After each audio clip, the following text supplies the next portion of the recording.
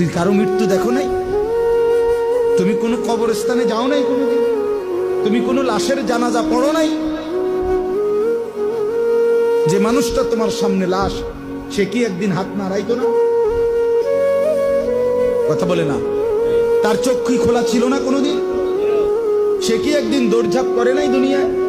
সে এখন মরে যাবে না কেন? সে হাসে না কেন? তার হাত নড়ে না কেন? দয়া করে বুঝতে শিখে। আল্লাহ তাআলা বলছে, বল তানজুর নাফসুম মা কদ্দামাত লিগাদ। আমার বান্দা, খেয়াল করো আগামীকাল কিয়ামতের জন্য তুমি আজকের দুনিয়া থেকে কি পাঠাচ্ছ। এটাই তোমার আখিরাতের পুঁজি সংগ্রহের জায়গা। দুনিয়া এখান থেকেই আখিরাতের জন্য পাঠাইতে হবে। মা কদ্দামাত, হিসাব করো আখিরাতের জন্য কি পাঠাইছো। ওয়াত্তাকুল্লাহ,